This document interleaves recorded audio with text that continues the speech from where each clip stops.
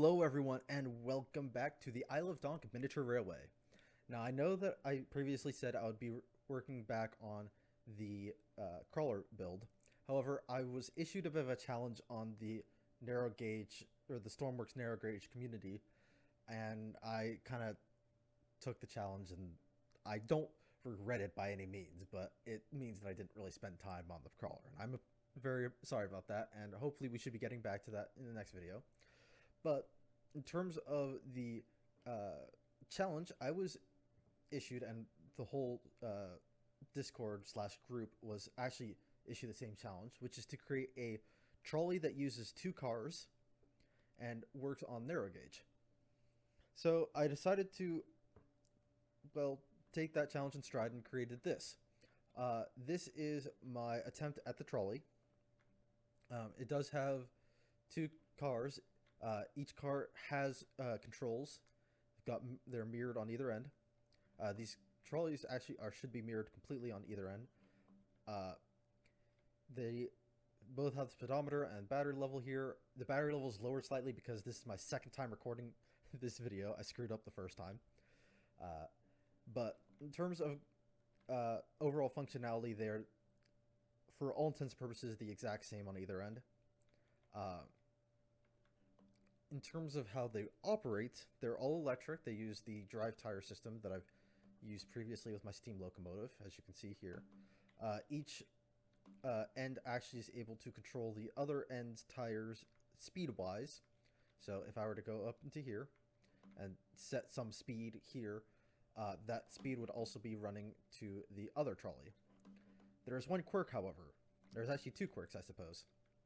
First is that in order for the signal to be accepted on this side, so say if I did this and I wanted it to start going forward and so and such, I would need to indicate that this side is the one in control, which is done through this turn key right beneath the throttle that is on the same location on the other one, as you can see.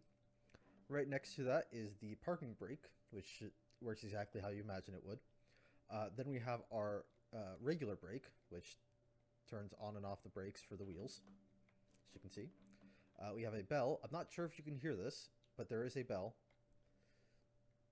We have lights that turn on the interior lights, and they also turn on the two lights up front, or relative, I suppose, up front. One is down at the bottom, which is a red spotlight, indicating that this is the back of the train.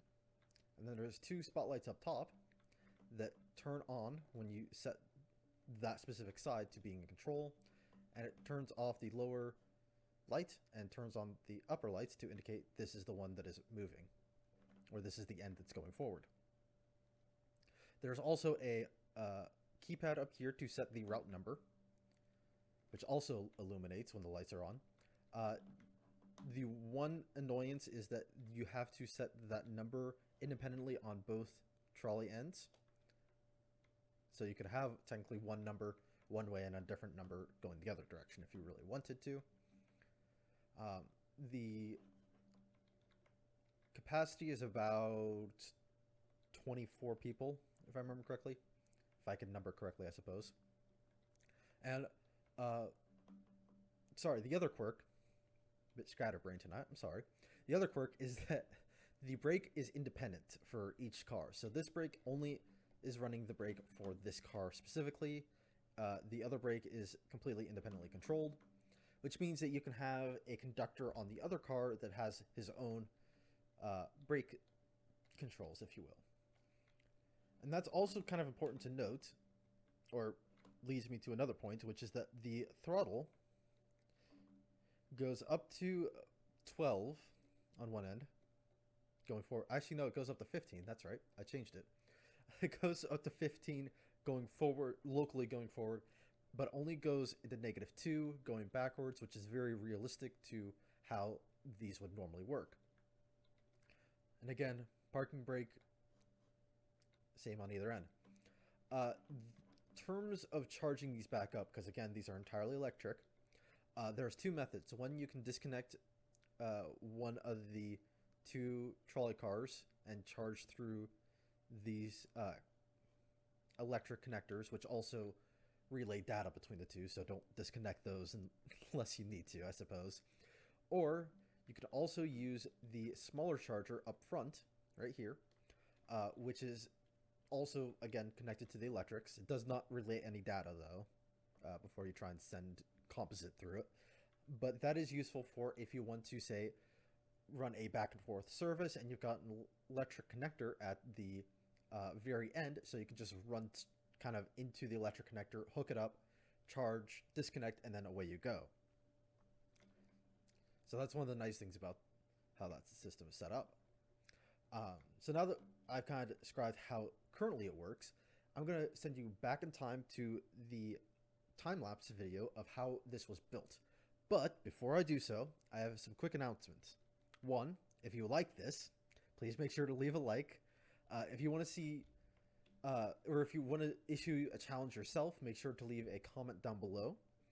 And also, if you want to get notified of when I post up the actual next crawler video, please make sure to hit that subscribe button and that little bell icon, because I want to be posting that next week, but that doesn't mean that I necessarily will, because weird things do occur from time to time.